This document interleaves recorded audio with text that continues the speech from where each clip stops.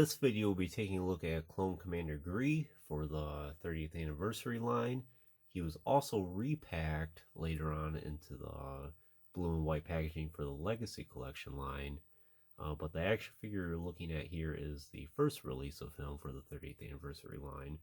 So I've had this action figure in my collection for a really long time now. I got him at the time he came out, actually, back in 2008.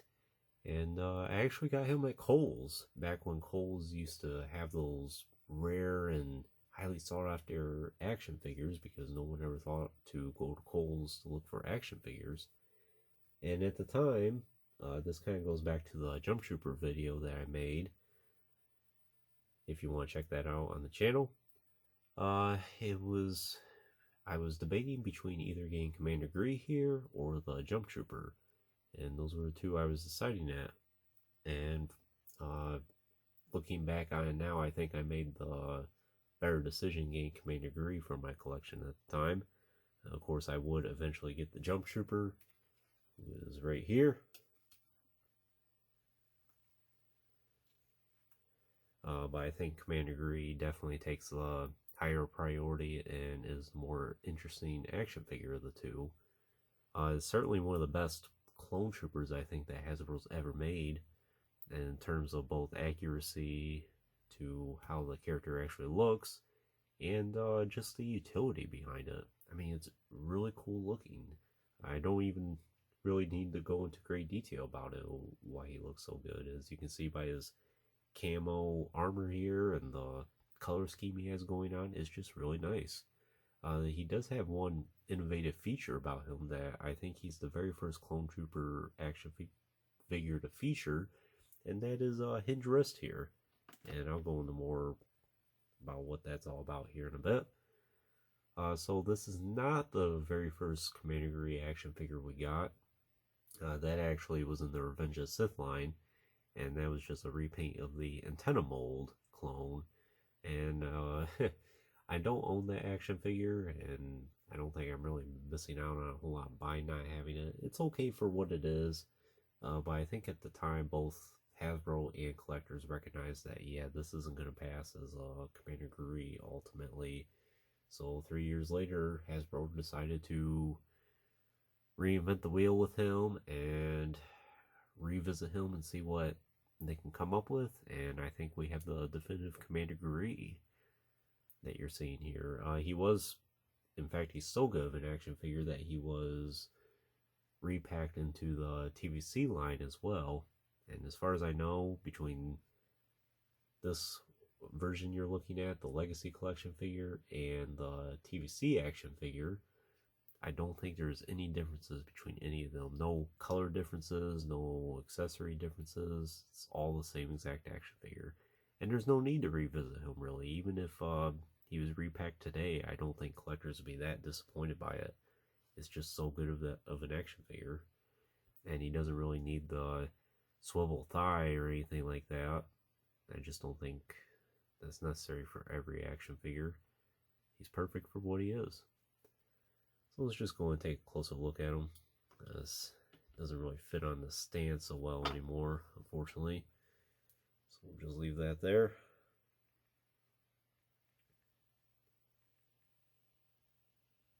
So as I mentioned, I think as far as Clone Trooper action figures go, this is one of the most spot-on ones. As you can see, for the helmet there, the proportions are perfect. The sculpting work is very nice, and the paint is really nice as well. Really like that green color he has. Different shades of it. Does have some wears and scuffs on him.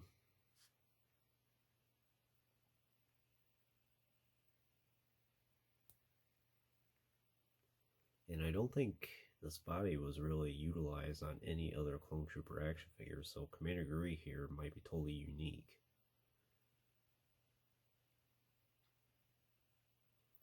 And he does have a removable helmet. You can barely even tell. This is one of those times Clone Trooper you can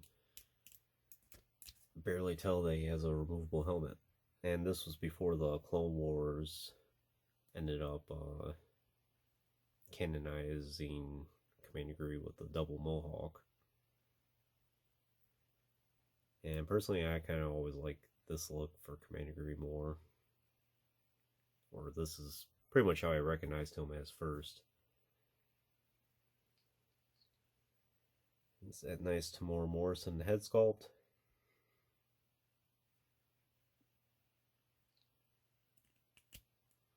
And it's very easy to get that helmet on too. And you don't have that chin sticking out on the bottom really, which is nice. And as you can see, the rest of his armor here.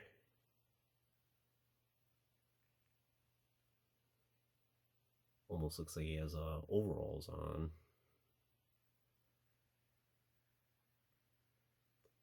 His arms. Then the color scheme continues on his legs here. And the rest of his armor. So in terms of articulation, like I said, this was a groundbreaking action figure. So he has a ball joint at the head, then he has hinged shoulders, hinged elbows, and then swivel, or not swivel wrists, but hinged wrists. And a very nice hinge at the wrist. This one goes up and down, while this one here, yeah, that one goes in and out. And at the time, I don't think any Clone Trooper action figures had this feature beforehand. So this was totally new at the time.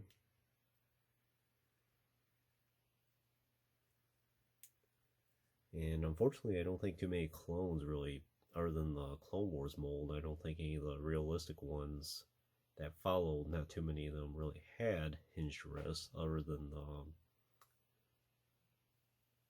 that in-between mold in the TVC line and in the end of the Legacy Collection line.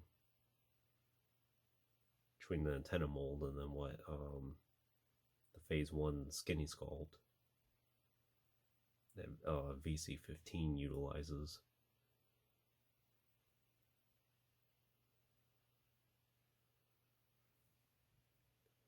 For the rest of articulation, he does have hinge hips as well.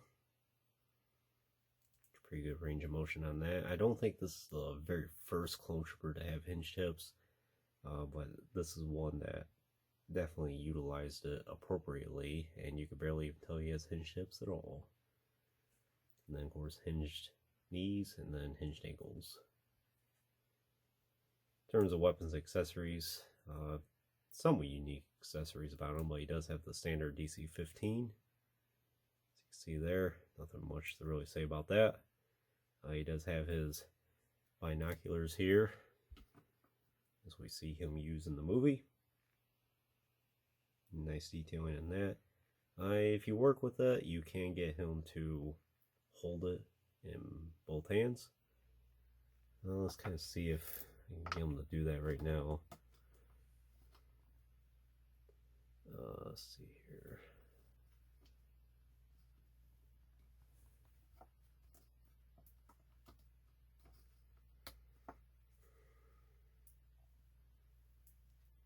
So I can't really get him to hold it in his right hand, unfortunately, because it's geared more for the blaster. So, and this wrist here doesn't bend up and down to where I can get the flip.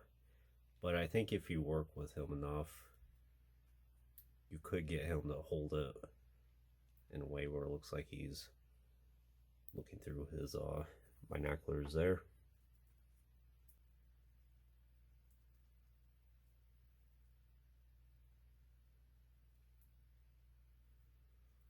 I would say more often than not, I've always had him just holding these with the one hand.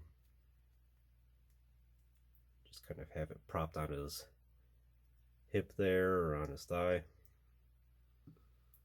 Then of course, what would some of these action figures be without their stand?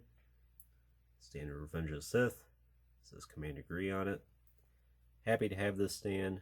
It's nice to have a Commander Gree stand. And unfortunately, he doesn't really fit well on it anymore. He used to. Well, that's not too bad. Of course, now when I film the video, it's perfectly fine. But usually I have Commander Gree on these stands. And what I'm noticing when I take these action figures from these stands and put them on their original stands, The peg must be just ever so slightly wider compared to the Hasbro stands there, and oftentimes they end up being very loose on their traditional stands.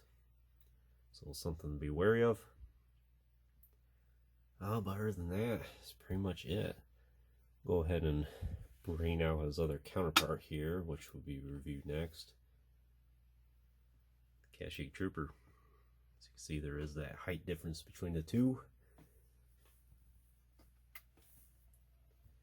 But other than that, I think that's pretty much all I can tell you about Commander Gree. Would I recommend him for your collection? I totally would. If you could only have one clone commander for your collection, I think Gree's the one to get in terms of how accurate he looks to a Phase 2 clone. And of course, the armor color scheme he has going on is perfect. Camo color, who could ever complain about that?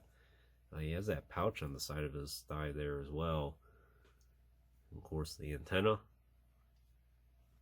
But I definitely think he is one of the best clone troopers that Hasbro's ever made, and it still holds up very well to this day. I would argue he's even better than what we are getting today in terms of clone troopers. It's just a very nice, unique sculpt, and it's perfect in every way. There's really no need to upgrade him. If Hasbro just did a repack of him today,